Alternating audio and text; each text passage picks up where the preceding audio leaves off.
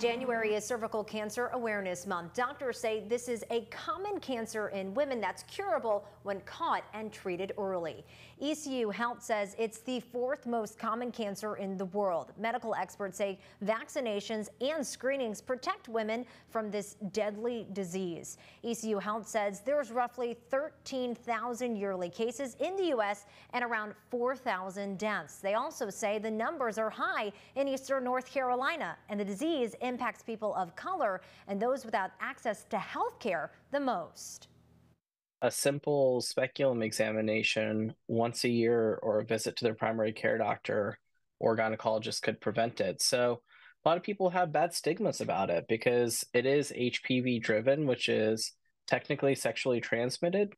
So there's just that thought behind it, which is unfortunate because we have a screening test for it. ECU Health says signs could include abnormal vaginal bleeding and pelvic or back pain. They urge people to get PAP screenings and get vaccinated for HPV starting at age 21. But often those who are diagnosed with cervical cancer don't even realize they have it. Another reason why doctors are stressing the importance of regular screenings.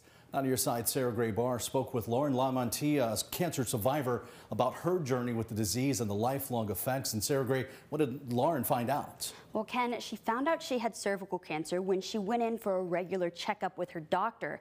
And during the appointment, the doctor saw a lump that caused concern. What Lauren didn't know at the time, that lump changed the next year of her life, and she still feels the impacts to this day. It was the summer of 2008. Lauren went to see her gynecologist just for a regular appointment. But then I will never forget the vision of him rolling a mirror over so I could see the tumor that was on my cervix. A few weeks later, Lauren's doctor called her. It was cancer. So it was treatable as long as we handled it at that point. But what I think people don't understand is there's so much before you even get to start treatment that you have to go through. Lauren started taking pictures. Back in 2008, that cell phone wasn't that great, but it was the best that I can do, and I was just documenting everything. Radiation, chemotherapy, internal radiation. The worst part of it was when I had to go for internal radiation. I cannot forget being pulled through those halls, dark, and then into this room that seemed like it was a closet that they threw a radiation machine in. Through it all, Lauren still found the strength to smile. Whether I'm laying in the bed right after surgery, or I'm taking a picture with that PICC line in my arm, or it was me and my son on my first day of treatments. Some things remain. Tattoos from the radiation laser, pictures. Some things don't. Memories from before treatment. Her uterus, ovaries, and part of her cervix.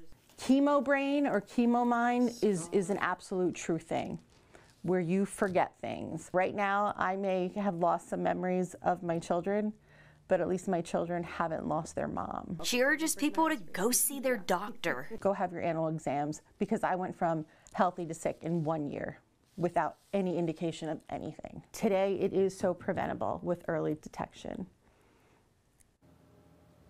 Again, ECU Health recommends women start screenings for cervical cancer at 21 and have these tests every 3 years. Cervical cancer is treatable when caught early. In studio, Sarah Gray Barr, 9 on your side.